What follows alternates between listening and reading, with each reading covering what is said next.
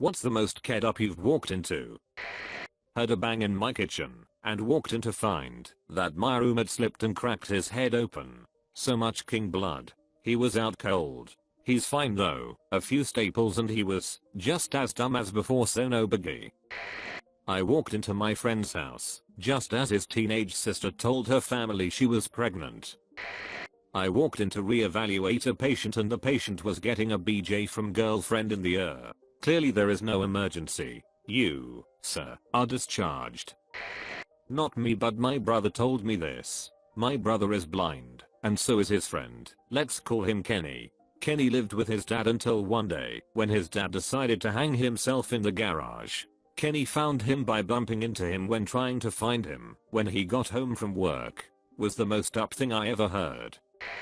My mother cheating on her boyfriend with her ex-husband. Later in life I found out my mother is a serial cheater. Even more oddies, that she claims to hate sex. Worked downtown and was on my lunch break. Went to the bathroom before heading back to the office. Walked in on a girl taking her in the sink. Before I had arrived she must have, and smeared it all over the mirror. She kind of hissed at me when I walked in. I got the hell out of there and told security. Edit. Thanks for the silver. I feel like Cersei Lannister when she crowned herself queen. At university I walked in on my housemate having cocaine blown up his ass with a bicycle pump by his girlfriend. They're married now, so there's someone out there for everyone. Walked in on my mom doing lines of coke at my cousin's act on Christmas Eve. Things got real tense after that. I knew my mom was no saint, but my dad got angry at me for finding out. I used to work as a security guard and got some patrol shifts one weekend to secure a bunch of secondary schools and elementary schools nearby to them. School vandalism is very common on the weekend between prom and graduation. I was doing a patrol through an elementary schoolyard at around dusk, 8 PM, and came upon a girl giving a BJ to a guy on the swing set. Both kids are maybe 16 or so. I used my lots authoritarian voice to say, "This isn't a good place to do that." The guy immediately starts crying a lot. The girl panics and just runs off, leaving the guy with his pants down. He won't stop crying, like bawling and snot all over the place crying. I end up spending a very long time calming him down before escorting him off of school property. I never called the police or filed a report. At that point I figured the emotional scars would probably be enough of a deterrent. Edit. Thank you for the silver. To answer the questions that keep coming up in the comments, I calmed him down by talking to him. No happy ending occurred. He was probably blue-balled, though I didn't verify this information with him. He did not disclose, and I did not ask whether or not she bit him. He pulled his pants up about a minute after the girl left, when he kind of came to his senses. He kept crying for a while after that, though. I had no reason to suspect sexual assault. He did not disclose abuse and I wasn't exactly probing him on the details of the situation. When I was in college, in Texas, I lived in an apartment-style dorm. Had 2 bedrooms on each side that shared a bathroom and a shared living room and kitchen. Me and a friend were walking back from our class that got cancelled, and we walked in on my roommate jerking it on the couch in the living room to some old school VHS porno on the TV. It gets better. He had his cowboy hat on, cowboy boots on, and had his leg hiked up in the air, and was grabbing his from under his thigh, like reaching back to front, and jerking it that way. Also, he was probably close to 300 pounds. Never sat on that couch again, and changed rooms at the end of the semester. Edit. For those asking, he paused in me, and my friend just turned around and walked out. No clue what he did after we left. I was delivering a parcel to a business in a remote location, walked in and found a naked chick throwing cucumbers at an elderly gentleman's spread cheeks. She saw me and told me to wait a second while she threw 2 or 3 more. It appeared as though she was trying to javelin them into his crinkly old brown eye. Then she came over, signed and went, and started collecting the cucumbers. The old guy shouted thanks. There must have been 30 cucumbers on the floor. Later that day I delivered a parcel to a guy that was in the middle of being arrested. The cops let him sign though, and he told me it was a dildo for the cop's wife, and the cop replies that if he didn't shut his mouth he'd shove the box up his. It was a great day, and I still think fondly of that old man and his baggy piece. During a night of drinking and partying, I laid my friend down in this room after he passed out outside. When it was to leave, I went back to the room to get him, only to be greeted by a couple in full doggy style mode next to him as he slept, and I am talking pounding it. Once walked in on a co-worker giving a manager a BJ. She was furiously going at it too. He got startled. She stopped. But the up thing was she came up to me later and said that could be you and winked. It was up because all three of us were married to other people. I noped out. Wife and I went to Denny's for a late breakfast. Couple with teenage daughter in booth behind us on the other side of the partition. Daughter looks to be 16 to 17ish. Mother is sobbing and visibly shaken. Father is berating daughter. Daughter turns out was picked up by police in the middle of the night in a stolen car with her 4 other friends. Parents had just gotten her out of detention. Father was giving the "we did not raise you to be like this" speech. She had been sneaking out at night to go partying with her friends. Then all hell broke loose. The daughter came clean that she and her friends were doing sexual favors to get the drugs and liquor each night. The stolen car was from a John. Parents only thought their daughter and friends were joyriding in a stolen car. We listen in on that train week of a conversation and are like, oh my god. Edit, more details. This was happened 9 years ago. I think the parents were trying to shame the daughter, but did not realize the sordid details that would come out. Some other details I remember are the other girls were older, 17, 18. This wasn't the first time she had snuck out, but it was the first time the police became involved. Got a message from a friend of my then girlfriend. Told me I needed to go to my girlfriend's house because she was feeling rather horny. Was odd that her friend sent me this message, but I thought I was getting 6, so I hauled over there. She was horny, alright. Horny for the 2 dudes betrosting her. When I was young I was at my grandparents' ranch. My grandmom told me to go out and help my granddad. He was in the barn with a cow birth and had been there a while. I walked out to the completely quiet barn to see him looking down in either disgust or sadness. I walked around to see the most disgusting thing. The baby was already dead inside the mom and had ruptured during the birthing process. This caused massive shock and prolapse of the cow. I saw a low of blood, a smell I will never forget, and the decaying face of a baby cow never born.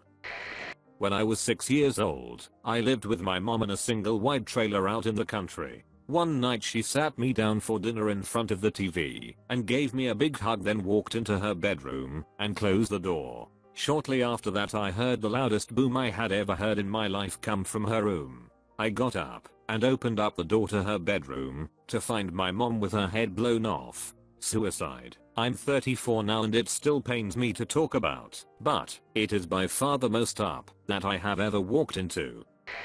My uncle was driving me to school, so I went to his house in the morning. He and his wife were fighting in the living room and I guess he didn't see me walking in because he proceeded to take spare change out of his pocket, count it and give it to his angry wife saying, "If it's so terrible to be married to me, here, catch a bus to insert here common bridge to commit suicide in my city and jump.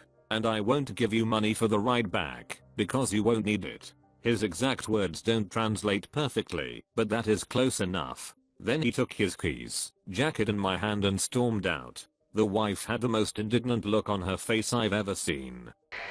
I used to work in a prison. It's a British female prison, and I was a male officer. At lockup time I was getting everyone back to their cells, mainly by ineffectively shouting at the women, but slowly they were getting banged up for the night. I walked in this one cell to check, and on the floor were 2 women inserting a 2-liter full Coke bottle into the other. Fat end first. The inserters were about 25 and the receiver 50. I just noped out of there, came back 5 minutes later and everyone was back in their own cell with just the receiver sat watching TV in her own cell. Not a word was said by me or them. Locked everyone away and never told anyone, except my wife, when I got home. And she was like, "Yeah, well, you can fit a baby out that way, a Coke bottle isn't that much wider."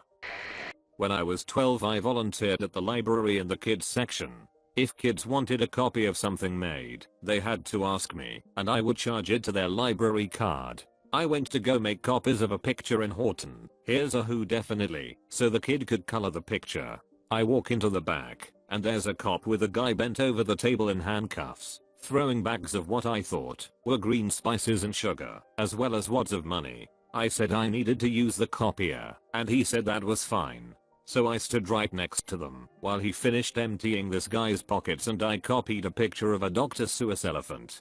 I went back to deliver the copies to the kid, who was about 8 or 9. I told the kid why it took so long, that there was cops searching a guy in the back. I explained the strange items I'd seen him pull out, and the kid deadpan goes, "That's Sweden cocaine. My dad does them." I walked into a cloud of mace once. East Indian owner of a Greek restaurant was arguing with 2 native women on the street. I'm walking along, and just as I'm about to pass them, he maces the women. Me up right quick. When I was about 11 or 12, I went outside to go play and quickly found a trail of dead puppies that my pregnant Rottweiler had left in the yard. I vividly remember that one was missing its head. I followed 3 or 4 of them into the detached garage where she stayed and found her eating them. We were able to save 3. It was her first litter and she clearly did not want them, so we had take over their care. Still turns my stomach to think about. I walked in on my sons all pissing into the toilet at once, while my daughter waited her turn. They were worried about going in on their own, because they saw a movie about murderers hiding in bathrooms and killing people. Back when I was an RA for my university, I walked in on a guy trying to rape a girl. She was incoherent, could not stand up on her own, and her eyes were unfocused. When he said he would take care of her, because he was a close friend of hers, I asked him what her name was, and he couldn't respond. My co-worker and I kicked him out of the dorms and jot down his info, but man, that was only my second late night shift. Edit. Since some people are asking, I was only 19 years old at the time and my training left me completely unprepared for this. Had I known then what I know now, there's more I could have and should have done. The student in question was not roofied, but just blackout drunk. One of her neighbors saw her being dragged/carried into her dorm by some guy she had never seen before, and knew that the students' roommates were gone for the weekend and called us. When we got there, we were already on patrol, so it took us less than a minute to get there. Both were fully clothed, although her clothes looked ruffled. The guy was completely sober and claimed to be a friend of hers and had promised to look after her because it was her first time drinking. We gave the girl some water and got her coherent enough to admit that she didn't know this guy and had never met him before. We took down his info, but campus PD said we couldn't prove anything about his intent, and we also couldn't prove that something physical had happened, so it was up to the student to press charges. She refused, believing her parents would pull her out of school, and since she also couldn't remember what happened, clearly she just wanted to forget about it. We filed a report, but that's about it. In the late 90s there was an after-hours bar I used to go to in Philly. I bartended, so it was a good spot to grab a drink after work. It was also run by the mob. You pretty much had to know someone to be allowed in. It was a lesbian bar until midnight. Then they would close and reopen at 2 AM. So one night I get cut from work early and decide to go over there. It's about 1 AM. The bouncer knows my uncle really well, so when I walk up he says it's no problem, I can go upstairs and get a drink, even though they weren't open yet. So I walk upstairs, and when I turn the corner I see the bartender behind the bar, and on the other side of the bar there's a guy chained to a chair. These 2 mob guys I knew were beating the out of this guy. I have no idea why. They weren't asking questions, and there was blood all over him. Bartender turns to me and asks if I want a drink. I was like, nah, you know what? I'll come back after you guys open up. And I turned right around and walked back downstairs Grandpa Simpson style. When I left I told the bouncer he might not want to let people in early tonight, and I rolled.